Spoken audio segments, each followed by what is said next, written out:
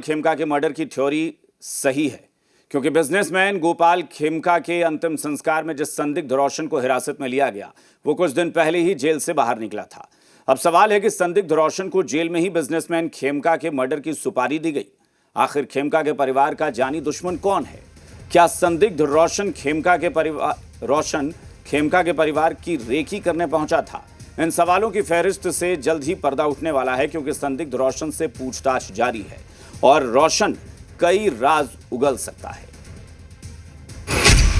अंतिम संस्कार में पहुंचा कातिल, रोशन उगलेगा राज, जेल में प्लानिंग, अंतिम संस्कार में संदिग्ध, खेमका के परिवार का जानी दुश्मन कौन? बिजनेसमैन गोपाल खेमका के अंतिम संस्कार की यह तस्वीर पुलिस के लिए बड़ा क्लू है। उद्योगपति खेमका के अंतिम संस्कार में दिख रहा यह संदिग्ध रोशन जो हाल ही में जेल से बाहर आया था। खेमका के अंतिम संस्कार में रोशन क्या कर रहा था, यह बड़ा सवाल है। पुलिस संदिग्ध रोशन से राज उगवाने में जुटी है। बिजनेसमैन गोपाल खेमका के मर्डर की मिस्ट्री सुलझने वाली है। अब तक करीब 12 लोगों को हिरासत में लिया गया है। सीसीटीवी को खंगाला जा रहा है। संदिग्ध रोशन से पुलिस पूछताछ कर रही है। पटना पुलिस और एसटीएफ हर एंगल से जांच कर रही है। संदेह के आधार पे दर्जनों लोगों को हिरासत में लेकर के पूछताछ की जा रही है, जानकारी इकट्ठे की जा रही है और जितने सारे तकनीकी जो अनुसंधान के आयाम है उन सभी पे कार्रवाई की जा रही है।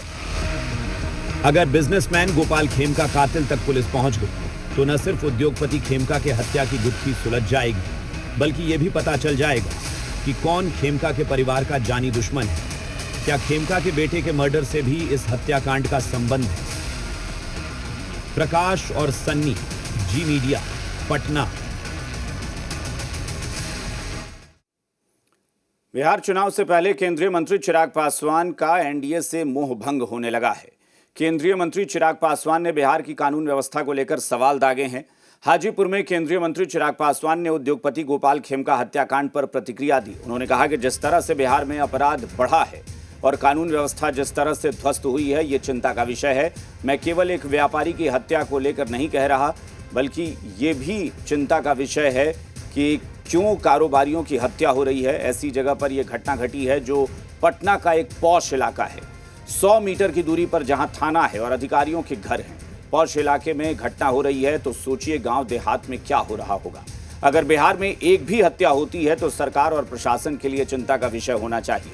कहां चूक हुई है, इसे हमें सुधारना होगा और कड़ी से कड़ी कार्रवाई कर हमें एक उदाहरण पेश करना होगा ताकि भविष्य में ऐसी घटनाएं न घटे।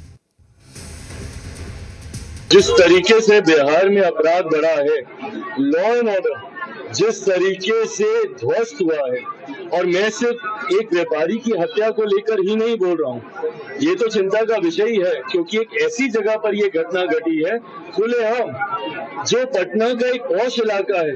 100 मीटर की दूरी पर वहाँ पे थाना है, अधिकारियों के घर है वहाँ पर। अगर यहाँ पे ऐसी घटना घट रही है तो सोचिए गांव देहात में क्या हो रहा होगा। अगर बिहार में एक भी